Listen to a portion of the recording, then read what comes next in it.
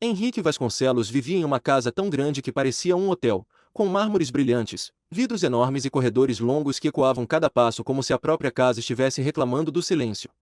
Antes, aquele lugar era cheio de vida, Mariana assobiando na cozinha, Lucas correndo pelos corredores com um foguete de brinquedo na mão, Clara cantando músicas inventadas enquanto brincava com suas bonecas. Mas tudo isso se apagou no dia em que Mariana morreu. Uma complicação médica repentina, absurda, injusta, daquelas que deixam qualquer especialista balançando a cabeça sem resposta. Uma vida inteira acabou em minutos. E com ela, acabou também a cor da casa. Henrique, apesar de milionário, se sentia o homem mais pobre do mundo. Voltava do hospital segurando dois filhos que tremiam, tentando parecer forte, mas quebrado por dentro. Lucas, um garoto brilhante e apaixonado por astronomia, simplesmente parou.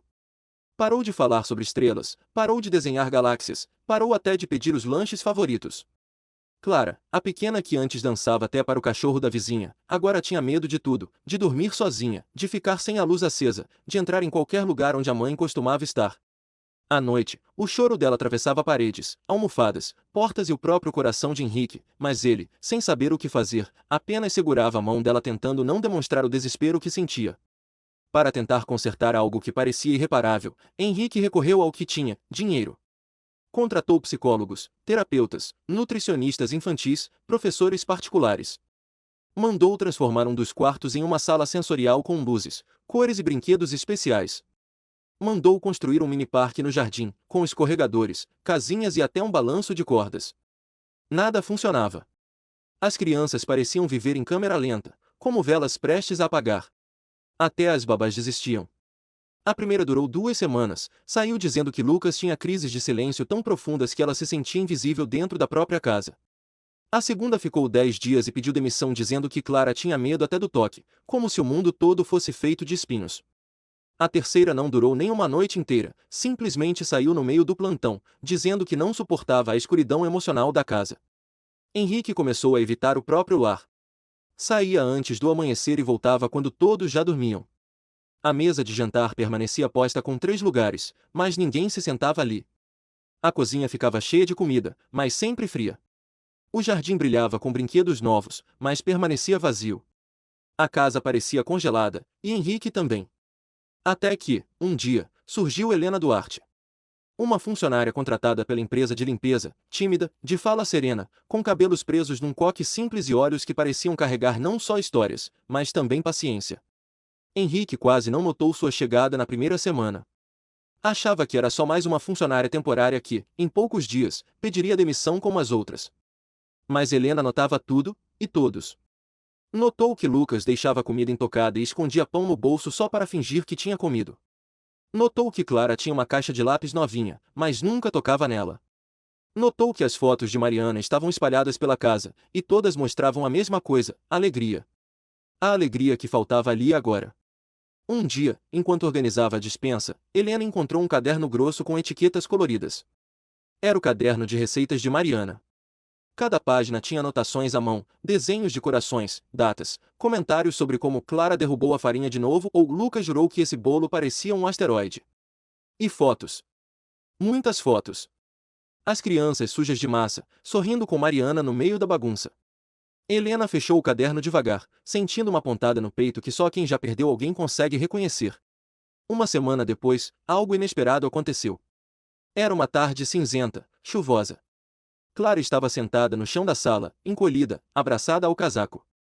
Chorava baixinho, aquele choro que nem tenta chamar atenção, apenas deixa a dor vazar. Helena se aproximou devagar, sem invadir. Sentou ao lado dela, deixando um espaço confortável. "O que houve, meu amor?", perguntou num tom que parecia um abraço. Clara levantou o rosto manchado de lágrimas. Eu quero o mingau da mamãe. O que ela fazia quando eu tinha medo?" Helena sentiu o coração apertar. E como era esse mingau? Clara começou a descrever entre soluços. Era doce, mas não muito. Tinha pedacinhos de maçã dentro. E ela sempre ficava comigo, sempre. Era a primeira vez em meses que Clara falava de Mariana sem desmoronar completamente. Quando Lucas chegou da escola e viu a cena, parou na porta. Olhou Helena como quem olha um estranho perigoso. Mas ela sorriu com calma. "E você, campeão? Do que sente falta?" Lucas hesitou. Depois apontou para um objeto coberto por um pano no canto da sala, o telescópio. A mamãe subia comigo no terraço. A gente via estrelas. Era a primeira vez que os olhos dele brilhavam desde a tragédia, mesmo que de tristeza.